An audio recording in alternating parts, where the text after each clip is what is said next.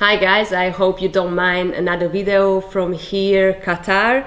Actually, I just wanted to share a couple of new information with you, nothing world changing, but still.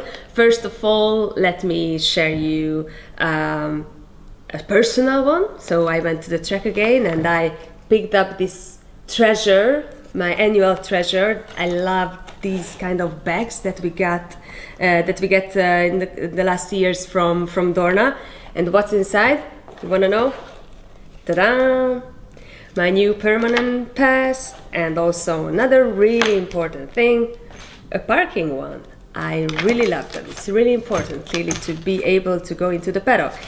And as I mentioned, I was in the paddock also today, but I could see that Moto3 and Moto2 teams are already busy and working hard. As from tomorrow, 10 a.m., they will have a technical scootering as normal. So for these teams, everything runs normal and no change whether we will have a MotoGP race or not. But also, clearly in the MotoGP part of the paddock, a lot of things going around, packing going around. Actually, official Yamaha team and Suzuki, they are already packed, so they ready, I guess.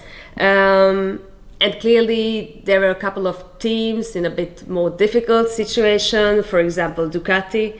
So two Spanish guys arrived here.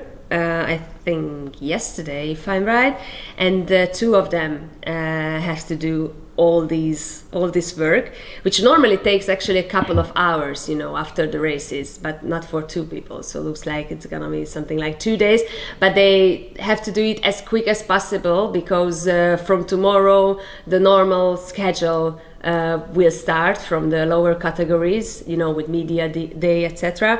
So the cases must be moved from the paddock really soon. So they have to finish in time, otherwise they have to stay here and they can continue to work only on Sunday after the races. Pramac is in a much better situation, I would say. Not two, but three of them are here to do everything. Again, three Spanish team members. Then Aprilia, it's a luxurious situation. 6 people, 5 Spanish and 1 Italian guy. No worries, the Italian mechanic stayed here after the test, so all clear and all legal, of course. Also, I could see the KTM team members here, also Petronas Yamaha with Wilco Zillenberg on site. So they just doing what they have to do. Actually, also most of you probably saw already a tweet yesterday from Loris Capirossi that he could do it. Clearly, living in Monaco, it was much easier for him to arrive. And also another interesting thing maybe that, as you know, the sealing of the engines for the MotoGP team, let's say, is postponed, or they still have time, the factories still have time to work on the engines if they want. That as officially the sealing must happen before the first race, but IRTA offered to the factories that if they want, they can do the sealing here.